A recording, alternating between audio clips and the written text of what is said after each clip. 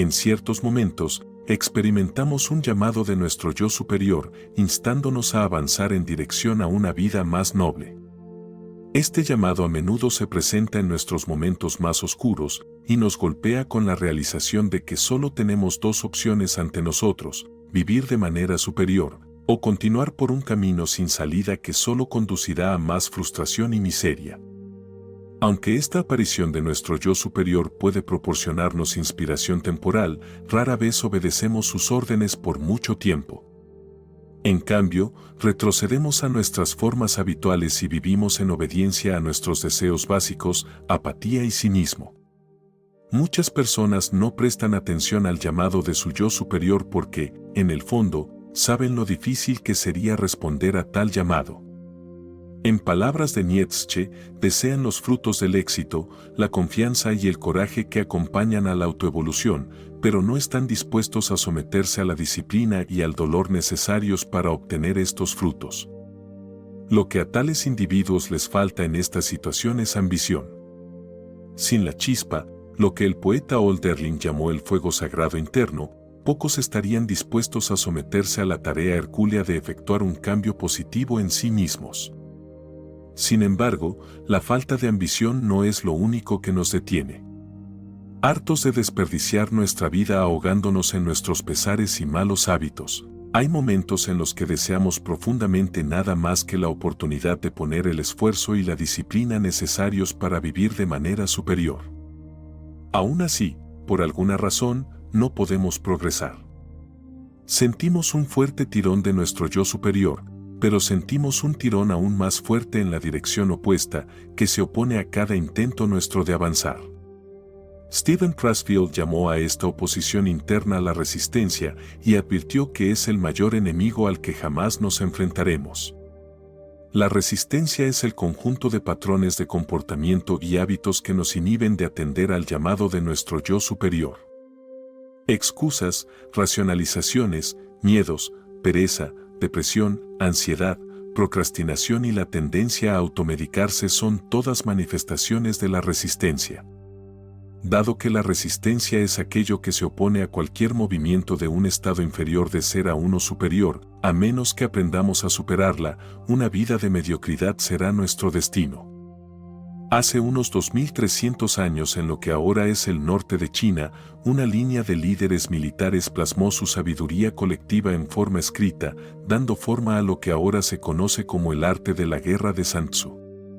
Si bien la intención principal del texto era proporcionar a los líderes militares una visión sobre cómo someter a sus enemigos, su profundidad radica en el hecho de que ofrece una sabiduría eterna sobre cómo lidiar con cualquier forma de conflicto y cualquier tipo de enemigo. Por lo tanto, para obtener consejos sobre cómo superar la resistencia, el enemigo interno, podemos recurrir al arte de la guerra en busca de perspectiva. Dado que esta antigua sabiduría aconseja superar la resistencia y nuestra tendencia a autosabotearnos, no debemos ignorarla o pretender que no existe, sino estudiar los rasgos típicos que muestra para fortalecernos mejor contra ella. La característica definitoria de la resistencia es su universalidad. Siempre que usemos excusas para justificar nuestra vida esclava o permitamos que la apatía defina nuestros días, estamos participando en tendencias que son universales y compartidas por todos, incluso los más exitosos entre nosotros. No es posible erradicar la resistencia de nuestra vida de una vez por todas. En cambio, debemos verla como parte de la naturaleza humana y aprender a avanzar a pesar de su presencia. La razón por la que la resistencia es tan difícil de combatir y la tendencia a autosabotearnos tan omnipresente se debe a su naturaleza proteica. La resistencia asume muchas formas y cambia tan a menudo que la mayor parte del tiempo no somos conscientes de las formas en que nos está oponiendo. Una forma particularmente perniciosa que asume la resistencia es proyectar nuestra resistencia interna en personas y situaciones. Luego, adoptamos el papel de víctima y culpamos a aquellos cercanos a nosotros, nuestro trabajo, la sociedad, el estado del mundo o incluso al destino, por nuestra mediocridad y miseria. La proyección es tan perjudicial porque no solo nos impide asumir la responsabilidad necesaria por nuestra vida, sino que también daña nuestras relaciones con quienes nos rodean. Para combatir esta tendencia, Pressfield recomienda que adoptemos el siguiente mantra: aunque la proyección ciertamente es una forma peligrosa de resistencia, la manifestación más poderosa se presenta en forma de miedo. El miedo en respuesta a algo potencialmente dañino es una respuesta natural y saludable, pero no solo tememos aquello que nos amenaza, sino también aquello que es nuestro mayor bien. Abraham Maslow observó esta característica de la naturaleza humana escribiendo: este mayor bien que tememos, Stephen Pressfield lo llamó nuestra verdadera vocación. Vivir al servicio de tal vocación es centrar nuestra vida en una forma de trabajo productivo que encontramos desafiante e intrigante. Con este conocimiento, podemos utilizar nuestro miedo y dejar que nos guíe en la dirección de nuestras más altas posibilidades. Pero una vez que hemos identificado la forma de trabajo productivo más adecuada para nosotros, solo hay una cosa que hacer: comenzar a tomar acción todos los días con el fin de centrar nuestra vida en nuestra verdadera vocación. Sin embargo, al hacerlo, podemos estar seguros de que la resistencia estará presente en cada paso del camino.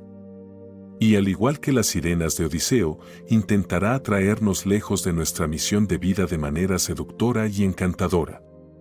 Pero al igual que Odiseo pudo vencer a las sirenas, haciendo que sus marineros se pusieran cera de abejas en los oídos y atándose él mismo al mástil de su barco, es posible para nosotros resistir las tentaciones de la resistencia. La importancia de hacerlo, pensó Pressfield, no puede ser exagerada. Porque la habilidad de dominar la resistencia, día tras día, es lo que diferencia a aquellos que se han convertido en profesionales en sus respectivos campos de aquellos que están condenados para siempre a seguir siendo nada más que aficionados. Según Carl Jung, la conciencia a menudo es dominada por influencias inconscientes que pueden ser más auténticas y sabias que nuestro pensamiento consciente.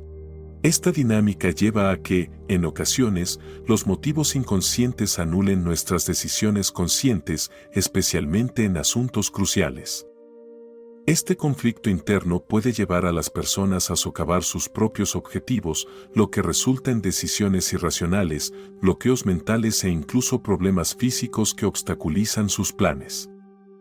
Jung describe esta experiencia como una fuerza misteriosa que toma el control, desviándolos de sus metas y llevándolos a un continuo autosabotaje, impidiéndoles alcanzar sus metas deseadas. Sin embargo, ¿por qué nos autosaboteamos? ¿Por qué arruinamos nuestros propios planes sin razón aparente? El psiquiatra Carl Jung descubrió respuestas plausibles a estas preguntas al explorar una parte de la psique que llamó la sombra. La sombra puede verse como un recipiente psicológico dentro del ámbito del inconsciente. En este lugar oscuro, donde la luz de nuestra conciencia consciente no llega, almacenamos nuestros rasgos indeseables. Puede haber varias razones por las cuales ocultamos ciertos aspectos no deseados de nosotros mismos debajo de la alfombra. A nuestros padres puede que no les gusten, o pueden no ajustarse al ideal social, o la vida nos enseñó que nos llevan a sufrir, y reprimimos estos rasgos al desterrarlos a las entrañas de la psique, como si no fueran parte de nosotros. Pero lo son, y según Jung, la represión de aspectos no deseados de nosotros mismos no resolverá el problema. De hecho, puede tener consecuencias desastrosas, ya que estos aspectos adquieren vida propia, operando en la oscuridad. Aquí es donde comienza el autosabotaje, las partes reprimidas de la personalidad emergen desde lo más profundo de la sombra para enfrentarse a nuestras mentes conscientes. Nos encontramos en conflicto con nosotros mismos sin comprender contra quién luchamos. Afortunadamente, existen métodos para detener este autosabotaje. En lugar de reprimir lo que está en la sombra, Jung nos alentó a integrarlo en nuestra personalidad. Esto solo puede lograrse al hacer consciente lo inconsciente y descubrir lo que se oculta debajo. Existe un malentendido común sobre la sombra que genera mucha confusión y errores sobre su papel y cómo integrar lo que ha sido reprimido. A menudo se considera que la sombra es simplemente el lado oscuro y negativo de la personalidad debido a los problemas que puede ocasionar. se tiende a pensar en ella como la parte de nosotros que alberga todos nuestros impulsos negativos, y por esta razón, el concepto de sombra en psicología a menudo se representa simbólicamente como una figura sombría, sugiriendo un ominoso, otro yo, que existe fuera de nuestra conciencia. La sombra se refiere a algo fundamentalmente distinto. Más que una figura oscura y sombría, es más adecuado pensar en ella como un lugar oscuro. Podemos imaginar la sombra como un armario oscuro dentro de la psique humana, donde la luz de la conciencia no llega. En este armario oscuro, guardamos todas las partes de nuestra personalidad que hemos reprimido y que no estamos dispuestos o no podemos enfrentar o reintegrar en ese momento. Los fragmentos reprimidos de nuestra personalidad pueden surgir por diversas razones, como el trauma o las necesidades insatisfechas. Cuando hablamos de trabajar con la sombra e integrarla, en realidad nos referimos a integrar los contenidos de la sombra, es decir, todas las partes reprimidas de la personalidad. Estas partes del yo residen en la sombra, un lugar oscuro en la psique humana donde guardamos lo que no estamos dispuestos o no podemos enfrentar en el momento. Es importante entender que cuando reprimimos estas partes, no es como si solo estuviéramos reprimiendo ciertos rasgos aislados. No sería del todo preciso decir algo como reprimir mi avaricia o reprimir mi alegría, ya que estas cualidades son flotantes. Para reprimir una cualidad, tendríamos que reprimir un fragmento completo de personalidad asociado con esa cualidad. Estos fragmentos, llamados aspectos de la sombra, son como mini personalidades. Cada uno de ellos es 100% nosotros, ya que son fragmentos de nuestra personalidad.